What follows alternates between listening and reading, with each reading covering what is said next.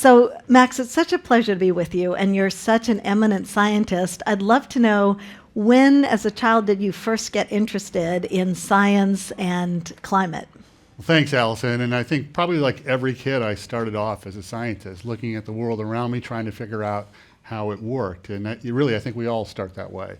The passion I had as a kid was fishing, fly fishing, and I still have that passion. So I'd spend any minute I could out on a river trying to catch a fish, but then I'd take a break and look underneath a rock. What lives there? What are the fish eating? Trying to figure out how things work, and maybe how I can catch more fish, but also just how this ecosystem works. And my family didn't have any scientists in it, so I didn't sort of have that role model in my family. But there was a family friend who I never met until I was actually in college, but he was an eminent stream ecologist. He studied rivers. I love that term, stream ecologist. Remember that one. And so from the time I was 5 or 6 or 7 years old, I knew about this guy, and I knew that he studied trout streams in Montana. And that's all I needed to know. If you can be a scientist and study trout streams in Montana, which Pretty for those cool. of you who aren't fly fishers, Montana is sort of the mecca of fly fishing for trout. That was good enough for me, and so I wanted to be a scientist. That's fantastic. That's great. And which developed first, the fishing taking you into your career, or the science taking you in, or how did that evolve? Well, the fishing started first as a young kid, and it's continued, and science came in along the way, and they are both passions now. That's fantastic. When did you first have a sense of kind of the vulnerability of rivers and oceans? Was that in your youth or later? I'll give you a couple of examples from when I was quite young. So I was born in California, then moved to Michigan when I was very young, and then when I was in high school, we moved to Texas. So one of the experiences, we were sort of on the Gulf Coast near Houston in Texas, and you go swimming in the ocean, and it was just normal at that time. So that was the early 1980s. I hope it's not this way now, but you would have to be prepared to wipe the tar off your skin when you got out of the ocean. There were rigs out there, they would leak oil. I'm not exactly sure what was happening there, but that was just a normal part of life when you're at the beach on the Texas coast in the early 80s, and that's, again, related to pulling oil from the seafloor. Another experience I had, let's see, again, I mentioned that I was sort of this passionate fly fisherman, so before my senior year of high school, a friend and I hopped in my parents' Honda Civic station wagon in Texas and drove to Montana. And we spent 6 weeks fly fishing every day. We camped or slept in the car in front of the West Yellowstone Library, got up every morning, got a box of donuts. I don't know if we ate anything other than donuts, that's all I remember, and fly fished all day. So that was in 1983, just an absolutely magnificent formative experience as a parent of a 17-year-old son. I can't imagine my parents let me do that, but literally all we did was fish every day. I didn't get back to that part of the world to fish until 2 years ago. So that was 38 years later. And certainly when I was there in 1983, I wasn't thinking about climate change, which is something I think about all the time now. And I don't think anybody fishing in those rivers was thinking about climate change. The reality now is anyone fishing in those rivers is thinking about climate change, because trout require cold water, the water's warming up, and a lot of those rivers get shut down at certain times in the summer because the temperature is too warm for the fish to handle the stress of being fished for. It's mainly catch and release. You catch a fish and release it, but they don't survive that if the water's too warm. So yeah, I get around the world doing research on climate change, so I see it from a lens of a scientist, but that example hit me really hard, just kind of viscerally thinking back to when I was a 17-year-old kid and how the world has changed over those intervening years. That's incredible. I mean, one of the things, Max, that makes your work so extraordinary and that you've won awards for is connecting the dots across different systems. So you talked about a stream ecologist, but most people are river experts, ocean experts, but you deal with the tropics, the Arctics, the rivers. Explain, maybe taking the Arctic system or another, how can we understand the system dynamics? Yeah, so I'd love to. And, this session today is really focused on the oceans, but we're really all interested in the planet, right? And the planet's the atmosphere, the oceans, the land, and all these things interact. And in order to understand one, you have to understand the other. So at the Woodwell Climate Research Center, as you mentioned, we do a lot of work in the tropics. We do a lot of work in the Arctic. Much of my work has taken place in the Arctic. And we're interested in the permafrost, the frozen ground in the Arctic, the vast amounts of carbon locked up in that permafrost. It's built up slowly over thousands and thousands and thousands of years. But now as the Earth is warming, the Arctic's warming 3 or 4 times faster, that permafrost is thawing. Some of that carbon that's been locked up for that long time period can get released as the greenhouse gases, carbon dioxide or methane. So we actually, just a year ago, our scientists got a TED Audacious project funded, the biggest funding that we've ever gotten, to study this issue, to advance the permafrost science, and then to improve the models that inform global climate policy and hopefully move the needle on that. We also work with the indigenous communities to help them adapt to the climate change that they're already experiencing. So yeah, I mean, just in terms of connecting the dots, what happens in the Arctic matters to all of us because of that vast amounts of carbon that's locked up in the Arctic, and some of it's heading into the atmosphere, so we worry about this self-reinforcing cycle. So if you needed any more motivation to do everything we possibly can do right now to put the brakes on climate change, permafrost gives you some additional motivation. That's amazing. I mean, I think lots of us have seen the pictures of polar bears, but you've really explained it's a much more complicated ecosystem, and the reason why the Arctic is warming 3 to 4 times faster than here in Boston.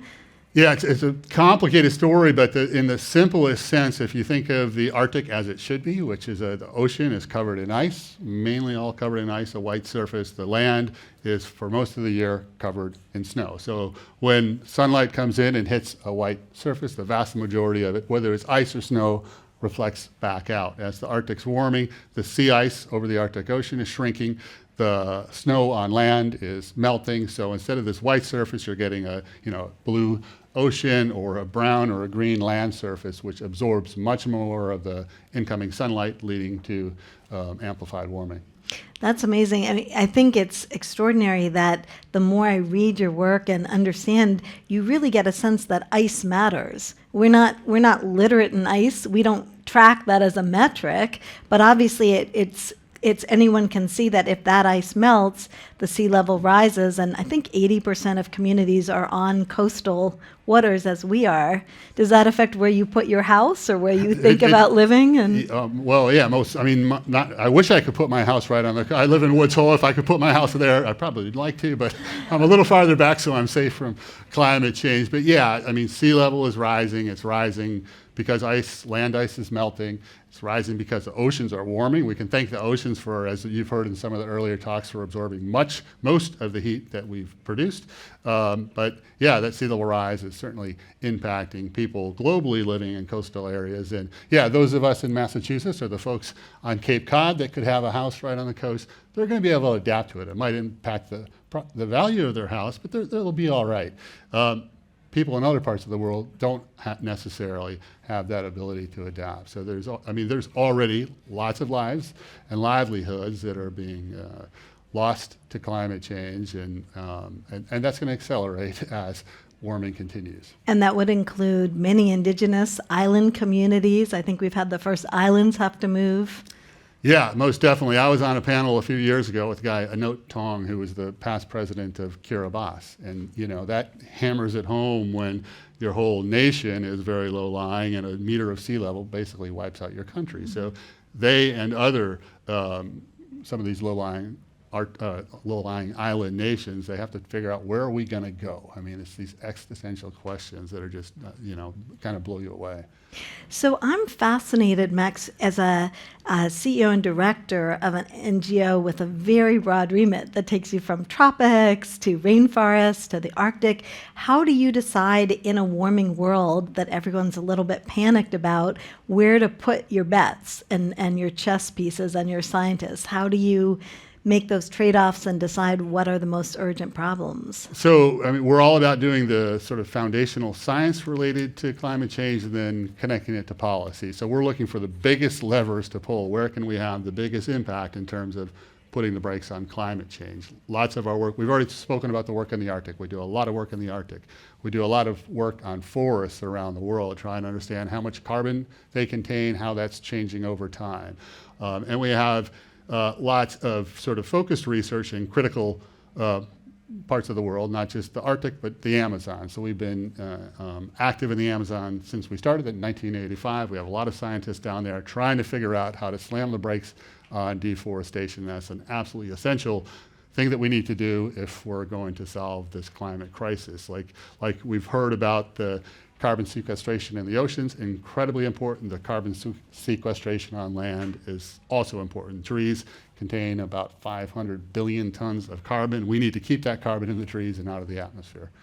One of the things I love reading your work, and I will admit it brings out the closet scientist in me, but is this idea of carbon accounting. And you're really focused on what are the biggest carbon sinks on the planet, which I don't get the sense enough people worry about, which is, what happens if the ocean or trees stop absorbing carbon, as well as reducing emissions at the source. So I feel like, is that something that Woodwell's always thought about, or is that a little bit your... That's what we've thought about from the start. So we were founded by an incredible scientist named George Woodwell. He didn't name it after him. We changed the name a couple of years ago. We were the Woodwell Research Center. But George is still going strong at 94 years old, and his vision from the start is to think of the Earth as a system, to think of the carbon cycle, to think about how to put the brakes on climate change, how to use science to put the brakes on climate change.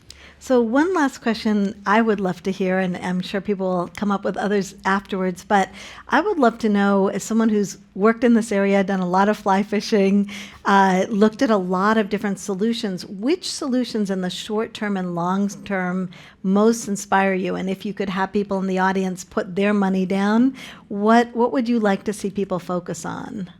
Wow. So it's sort of all of the above. And there are, let me see how to answer this one. I think we all know climate change is real. It's happening. It's here now. It's accelerating.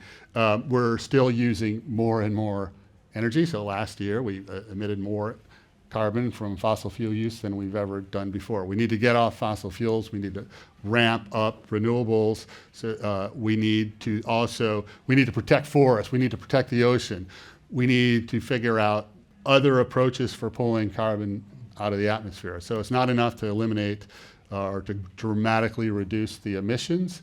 We also have to pull carbon out to get to where we need to be. There are approaches to doing that rely on biology, and that can be restoring forests, it can be fertilizing the ocean. Lots of research needs to be done on that. And then there are technological approaches.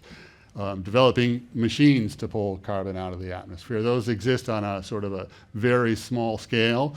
I'm excited about the potential for them. I mean, they need to exist on a very large scale to pull carbon out of the atmosphere. Again, to get to this point where we have this beautiful world for our kids and grandkids and multiple generations out there.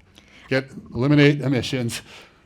Dramatically scale up carbon removal from the atmosphere. I think you just gave the clarion call to the next generation. So it sounds like a lot of jobs, a lot of people, and everybody needs to dive in. Indeed, there's plenty of work for everybody. Thank you so much, Max. Actually, let me just ask one additional question. We're about actual ideas. Max, can you tell Allison and all of us on the record, if someone was watching this video and said, "Oh, I want to help with $100 million," what would you do with that? And I didn't ask him to prepare this, so let's see how he does. So one thing I'm incredibly excited about now are the potential for developing carbon markets to generate the capital that we need to do some of these things. So if you haven't followed it, carbon markets, it's, if somebody can pull carbon out of the atmosphere, you can generate a carbon credit, sell that for some amount of money. They're not working particularly well right now, and if you open up a newspaper, you're likely to read an article explaining how they're not working very well right now. At the Woodwell Climate Research Center, we're trying to figure out what we can do, what our scientists can do to help rationalize those markets, give them a greater scientific underpinning, particularly with respect to maintaining and restoring forests globally, maintaining and restoring soils globally. But the same thing can be said for things that you can do in the ocean. So I think there's great potential. I think there's lots of investors out there that want to buy quality carbon credits. They're not sure which the quality carbon credits are. So yes, we are actively looking for funding to help us do our science to help improve those markets so that they can work for the things that we care about: climate, nature, people. Great. Thank you so much. Thank you.